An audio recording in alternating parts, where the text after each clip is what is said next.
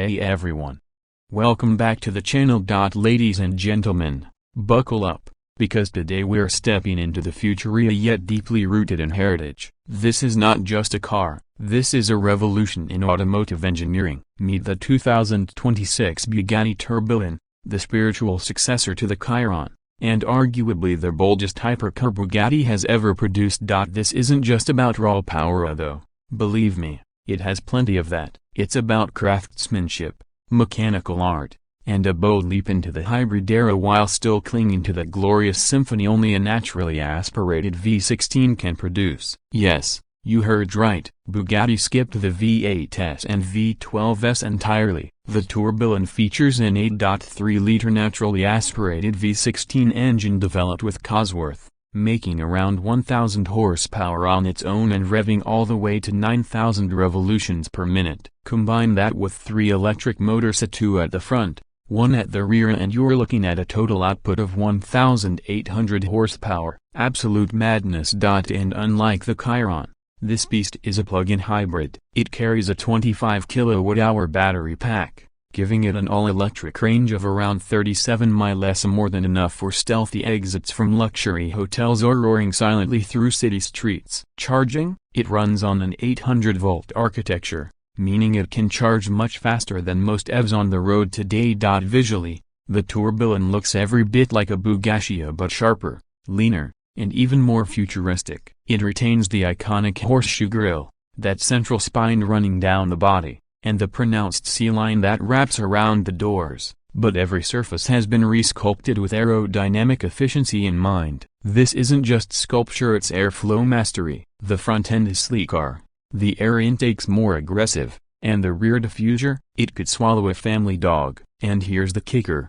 it doesn't even need a massive rear wing to stay planted. The underbody aero and diffuser do the heavy lifting. Still, it does have an active rear spoiler for when physics needs a bit of help. Open the dihedral doors and step inside, and you'll feel like you've entered a Swiss watch. That's not a metaphor, it's the reality. The instrument cluster is a mechanical masterpiece, built from titanium, sapphire, and ruby, assembled with the same tolerances you'd find in haute horlogerie. It's fixed in place, meaning the dials don't turn with the wheel. Instead, the wheel rotates around it, so your eyes never leave the precision-crafted gauges. There's no giant screen dominating the dashboard. That's intentional. Bugatti wants you to focus on the drive. The center console is machined from solid aluminum and crystal, with exposed gears and toggle switches that feel as if they came out of a fighter jet or a spaceship designed by Cartier. A hidden screen does pop up when you need navigation or smartphone connectivity. Yes,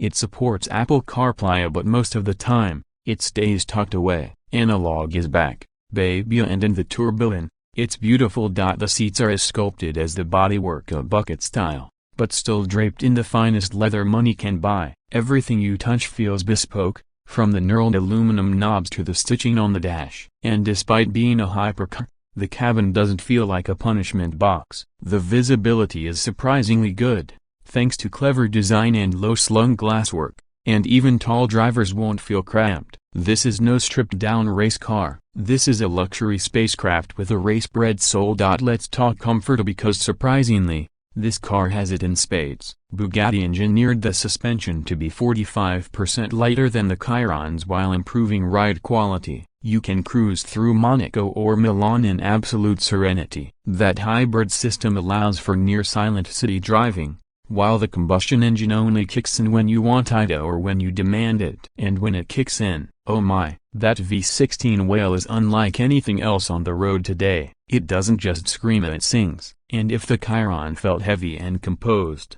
the Tourbillon feels like it's floating on a rail of torque and fire. Performance? Here's where it gets even crazier. Official numbers haven't all been released yet, but Bugatti hints at a 0 to 60 time of around 2.0 seconds, and a top speed electronically limited for safety but theoretically beyond 270 miles per hour. With an 8-speed dual-clutch transmission and all-wheel drive, the car delivers its power with relentless urgency. You put your foot down, and the road becomes a blur. It's not just speed, it's thrust. It's a force of nature. And unlike so many other hypercars, the Tourbillon isn't chasing the 1/4 Nürburgring lap times. It's built to cruise at 200 plus miles per hour for hours, with elegance, poise, and the unmistakable feeling that you're driving a piece of art. This is not just performance for the track, this is performance for life, for the road, for the autobahn. The Bugatti Tourbillon is not just a follow-up to the Chiron, it's a redefinition of what a Bugatti can be. It honors the past with its mechanical complexity, it nods to the present with luxurious comfort, and it charges into the future with hybrid power and sustainability in mind. The price, astronomical. The production, extremely limited. But for the few lucky enough to own one, they won't just be buying a car, they'll be buying a time capsule, a museum-worthy object, and a performance icon all in one.